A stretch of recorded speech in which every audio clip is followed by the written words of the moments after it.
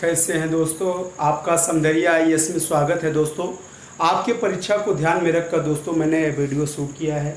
दोस्तों आज के लेक्चर में हम अलीगढ़ मुस्लिम आंदोलन को देखेंगे दोस्तों, कि जिस तरह से सोशल रिफॉर्म में राजा राम मोहन राय, स्वामी दयानंद सरस्वती, विवेकानंद आदि सभी का योगदान हिंदू रिलीजन के उत्थान में दिखाई पड़ता है दोस्तों, उसी प्रकार मुस्लिम धर्म सुधार के रूप में अलीगढ़ आंदोलन को हम मुख्यतया देखते हैं दोस्तों। अलीगढ़ मुस्लिम आंदोलन आपके परीक्षा के अकॉर्डिंग मोस्ट इम्पोर्टेंस है दोस्तों। यहाँ से एक क्वेश्चन बार बार एग्जाम में पूछा गया है कि अलीगढ़ मुस्लिम आंदोलन के फाउंडर कौन है, किसने किया था, और अलीगढ़ विश्वविद्यालय के फाउंडर कौन है, इसका पहले नाम क्या था, ये क्वेश्चन आया है बड़ी एग्जाम में दोस्तों। पीसीएस और आईएएस में ये पूछा गया है कि मध्यम वर्ग, मुस्लिम में मध्यम वर्ग का जन्म किस आंदोलन के रूप में देखा जाता है, यानी जो मध्यम वर्ग मुस्लिम क्लास में आया दोस्तों, ये किस आंदोलन का परिणाम है। तो यहाँ पर हमें अलीगढ़ आंदोलन को ध्यान में रखना है दोस्तों। आज हम इन्हीं सब बातों पर चर्चा करेंगे दोस्तों। अलीगढ़ मुस्लिम आंदोलन, इसके फाउंडर की अगर बात करें दोस्तों तो सर सैयद अहमद खाजी हैं दोस्तों, जिनका पीरियड 1817 में जन्म, 1898 में मृत्यु हुआ था। ये सर सैयद अहमद खां क्या थे दोस्तों? यह एक न्यायिक सेवा में ईमानदार, अंग्रेज सरकार के प्रति वफादार, ईमानदार अधिकारी थे दोस्तों। अंग्रेजी सेवा के प्रति, यानी जो ब्रिटिश गवर्नमेंट हमारे देश में शासन चल रहा था दोस्तों, उसके प्रति ईमानदार अधिकारी थे, न्यायिक अधिकारी थे। इनका उद्देश्य क्या था इस आंदोलन के पीछे दोस्तों? ये मुस्लिमों को, ये मुस्लिम कम्युनिटी को हिंदुओं से अलग करना चाहते थे दोस्तों, और साथ ही जो राष्ट्रीयता की भावना है दोस्तों, उस राष्ट्रीयता की भावना से मुस्लिम कम्युनिटी को बिल्कुल अलग करना चाहते हैं, और साथ में अंग्रेजों के प्रति ईमानदार, वफादार बनाना चाहते हैं। इनके आंदोलन का यह मुख्य उद्देश्य था, मुस्लिमों को हिंदुओं से अलग करना, अंग्रेजों के प्रति ईमानदार या वफादार बनाना इस आंदोलन का मेन मोटो था दोस्तों। अच्छा, इस उद्देश्य की पूर्ति के लिए इन्होंने क्या किया? इन्होंने क्या किया दोस्तों? सबसे पहले 1870 में तहजीब अल अखलाक नामक एक पत्र का प्रकाशन किए, और इस पत्र के माध्यम से दोस्तों ये अपनी विचारों को मुस्लिम क्लास तक पहुंचाने का कार्य करते थे, जिससे कि मुस्लिम समाज का एक बड़ा तबका हिंदू समाज को छोड़कर, हिंदू ब्रदरहुड भावना से अलग होकर मुस्लिमों के प्रति ईमानदार हो जाता है दोस्तों। और हमारे देश में जो क्रांतिकारी विचारधाराएं चल रही थी, यानी देश को आज़ाद करने की विचारधाराएं चल रही थी, उसमें यह तबका अंग्रेजों का समर्थक बनता है दोस्तों, और आंदोलन को दबाने में अंग्रेजों का साथ देता है दोस्तों। यह उद्देश्य पहला इनका था, सर सैयद अहमद खां जी का दोस्तों पहला कार्य इन्होंने ये किया था न्यूज़पेपर के माध्यम से।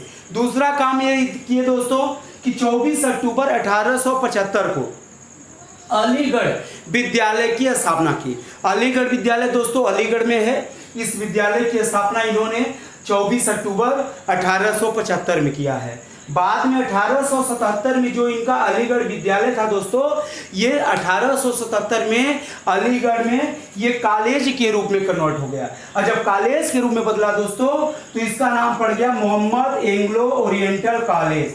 मोहम्मद एंग्लो ओरिएंटल कॉलेज, चूंकि दोस्तों यह कॉलेज अलीगढ़ में था, इसलिए इसका नाम यह भी कहा जाता है Aligarh Mohammad Anglo Oriental College.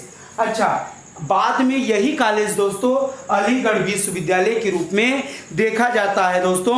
अच्छा, ये कॉलेज के थ्रू क्या कर रहे थे, अब इस बात पर हमें ध्यान देना है दोस्तों।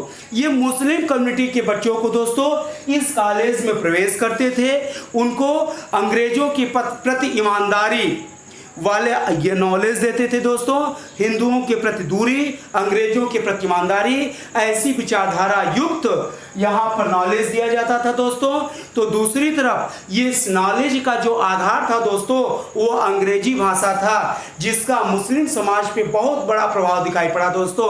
इस अंग्रेजी शिक्षा के कारण मुस्लिम कम्युनिटी में दोस्तों मध्यम वर्ग का जन्म होता दिखाई देता है। किस क्लास का? मिडिल क्लास का। पहले मुस्लिम में उच्च क्लास और निम्न क्लास होता था। अलीगढ़ आंदोलन के बाद जो बच्चे इंग्लिश सीख के जाते थे दोस्तों, उन्हें आसानी से क्लर्क या बाबू की नौकरी मिलती थी, और क्लर्क की नौकरी मिलने से मुस्लिम समाज में मध्यम क्लास का जन्म होता है। जबकि हिंदुओं में जो मध्यम वर्ग का उदय दिखाई पड़ता है दोस्तों, यह अंग्रेजी एजुकेशन के बाद दिखाई पड़ता है। यानी लॉर्ड मैकाले की जो अंग्रेजी नीति थी, जो 1833 मुख्यतया दिखाई पड़ती है दोस्तों, उसके कारण हिंदुओं में मध्यम वर्ग आया। जबकि अलीगढ़ मुस्लिम आंदोलन के कारण मुस्लिमों में मध्यम वर्ग का जन्म दिखाई देता है दोस्तों। इनके पहले मध्यम क्लास हमारे देश में नहीं था, उच्च क्लास और निम्न क्लास था दोस्तों। जितने भी नौकरशाह हैं सभी मध्यम वर्ग की होते हैं।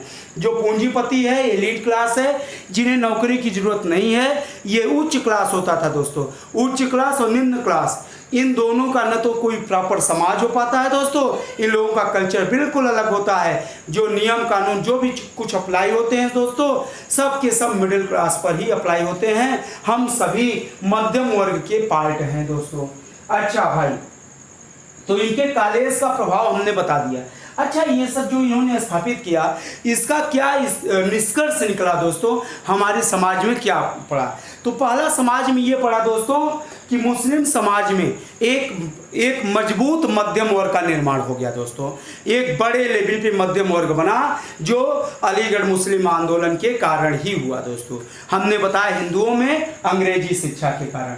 दूसरा इफेक्ट ये पड़ा दोस्तों कि मुस्लिम समाज का एक बड़ा तबका हिंदू व क्रांतिकारी विचारों से, जो भारत को स्वतंत्र करने वाली विचारधाराएं थे, उनसे अछूता हो जाता है दोस्तों, उनसे द्वेष रखता है दोस्तों, उनसे दूरी बनाता है। और यह वर्ग अंग्रेजों के समर्थक के रूप में दिखाई पड़ता है दोस्तों।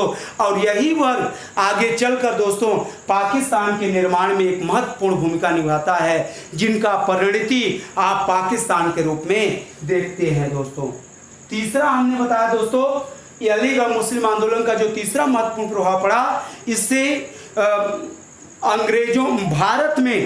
भारत में अंग्रेजों के एक समर्थक वर्ग का निर्माण होता है दोस्तों, जिससे अंग्रेज इसी समर्थक वर्ग के माध्यम से भारतीय क्रांतिकारी विचारधाराओं को दबाने का हमेशा प्रयास करते थे। ध्यान रखना दोस्तों, इसी के समर्थक ग्रुप एक आगे चलकर 1906 मुस्लिम लीग के रूप में भी दिखाई पड़ता है, और इसी लीग के कारण ये पाकिस्तान का जन्म होता हुआ दिखाई देता है दोस्तों। ये तो इनका विशेष है दोस्तों। जहाँ पे कथन कारण आपके क्वेश्चन बनते हैं, वहाँ पे एनालिसिस पार्ट आता है। वैसे आपके डायरेक्ट ऑब्जेक्टिव क्वेश्चन यहाँ से बनते हैं, जो मैंने बताया दोस्तों। थैंक यू दोस्तों, बस आज के लेक्चर में सिर्फ इतना। अगर दोस्तों आपको हमारा लेक्चर अच्छा लगेगा दोस्तों, तो इसको शेयर करें, लाइक करें, कमेंट करें, जिससे हम नया वीडियो जैसे ही अपलोड करें आपको नया वीडियो मिलते रहें। Thank you class, thank you.